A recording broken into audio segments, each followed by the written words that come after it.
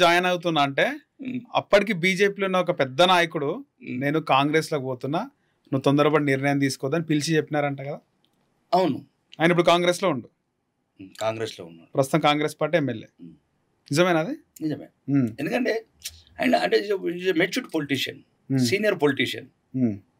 అప్పుడే కర్ణాటక ఫలితాలు వచ్చినాయి, కాంగ్రెస్ వేవిగిస్తున్నది. అప్పుడు నేను న్యూట్రల్ కదా, ఏ భావజాలం లేని ఒక న్యూట్రల్ వైట్ పేపర్ నేను. కాబట్టి రాష్ట్రంలో అధికారంలోకి వస్తుంది. నిజామాబాద్ జిల్లాల కాంగ్రెస్ సరైన లీడర్స్ లేరు.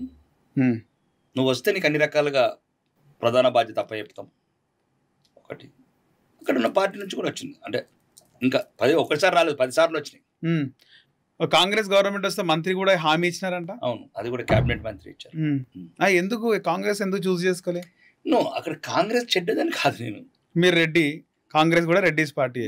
మేము రెడ్డిలమంటే ఈ 2 రకాల రెడ్డిలు ఉంటారు మా నిజామాబాద్ లో. ఓకే, ఇప్పుడు సురేష్ రెడ్డి, ప్రశాంత్ రెడ్డి, ఇంకా మిగతా రెడ్డిలంతా వాళ్ళేమో రాజ్యాలు ఎలతందుకు పుట్టిన రెడ్డిలు.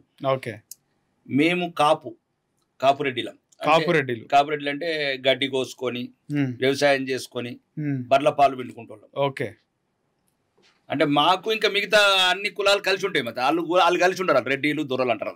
Okay okay, Suresh Reddy different Reddy అయితే. ఇప్పుడు సురేష్ రెడ్డి ఏమో దొర, ప్రశాంత్ రెడ్డి దొరనే, రేవంత్ రెడ్డి కూడా దొర అంటారు. ఏమో ఆ దొర కొండరెడ్డిపల్లి దొర ఏమో సంగతి తెలియదు, కానీ మా ప్రాంతం సంగతి చెప్తున్నాను.